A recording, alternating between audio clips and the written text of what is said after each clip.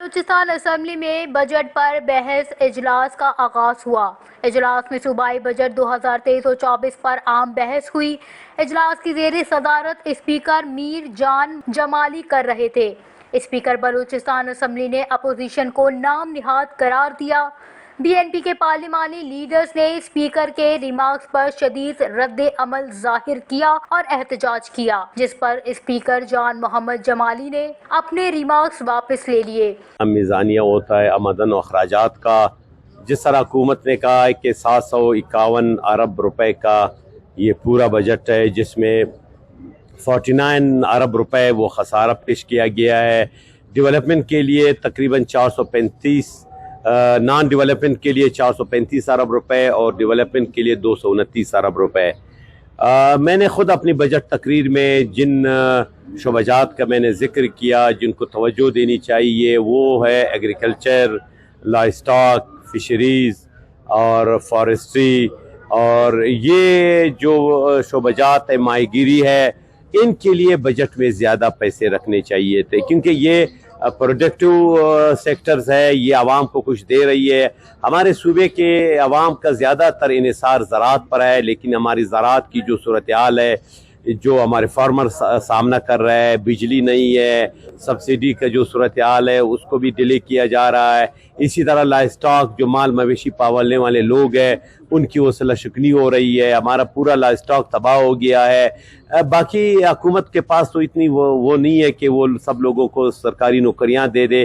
اگر ہم عوام کو کچھ دے سکتے تو ہمیں مائنز منرل پر توجہ دینی چاہیے، تاکہ اس میں زیادہ سے زیادہ فیسیلیٹیشن دی جائے، تاکہ عوام جا کر کے وہاں مائنز منرل میں کام کرے، ایگریکلچر میں کمائے، ایگریکلچر میں وہ کام کرے، لائف اسٹاک میں وہ کام کرے۔ ماہی گیری کا جو بڑا شعبہ ہے، ہمارے ساتھ 750 کلومیٹر طویل سمندر ہے، وہاں ہم فشر مین کے لیے وہ انسینٹیو پیدا کرے، تاکہ وہ جا کر کے اپنا کام۔ اجلاس میں بجٹ پر بحث میں حصہ لیتے ہوئے سیشن کے دوران پشتونخوا میپ کے رکن اسمبلی نصر اللہ زہری کے آئندہ مالی سال 2023-24 کے بجٹ پر اختلاف کیا اور اعتراضات بھی ظاہر کیے۔ ان کا کہنا تھا کہ آئندہ مالی سال کا بجٹ ترقیاتی مد میں انتہائی کم پیسے رکھے گئے ہیں۔ زراعت، فشریز، جنگلات، لائف اسٹاک کے لیے بھی بجٹ میں پیسے نہ ہونے کے برابر ہے۔ انہوں نے کہا کہ جامعات کے لیے بھی پیسے کم رکھے گئے۔ تعلیم کے حوالے سے ان کا کہنا تھا کہ عمارتیں بنانے سے علم نہیں آتا، بلکہ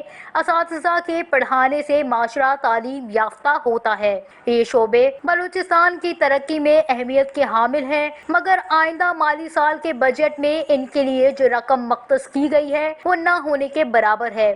اجلاس میں نقطہ اعتراض پر بی این پی کے رکن اسمبلی اکبر مینگل نے بجٹ سیشن میں اظہار خیال کرتے ہوئے وقت کا معاملہ بلوچستان اسمبلی میں اٹھا دیا، جبکہ اعتراض ان کو بلوچستان کے آئندہ مالی سال کے بجٹ پر اٹھانا چاہیے تھا۔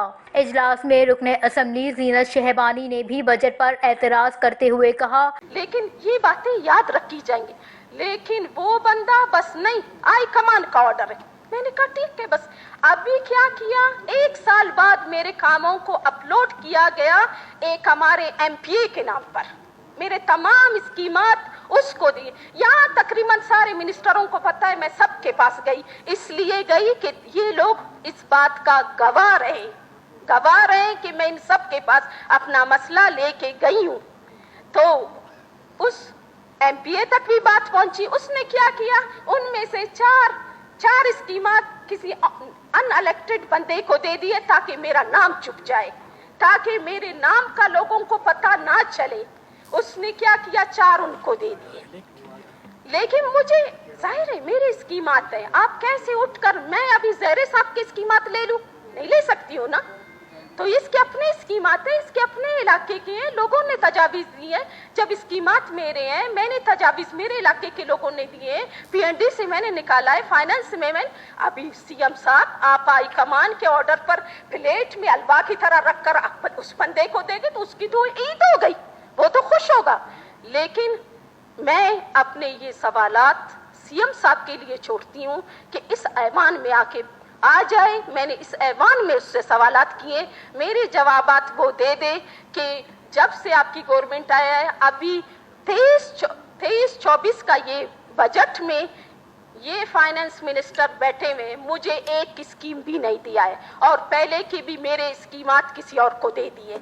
मैं ये सवालात उनसे पूछना चाहती हूँ कि वो आए यहाँ ऐवान में बैठे, मेरे सवालात के जवाबात दे दे कि वो हाई कमान कौन है जो बलूचिस्तान चला रहा है और आप ब्लैकमेल लो और आप मजबूर हो उसके कहने पे जा रहे हो।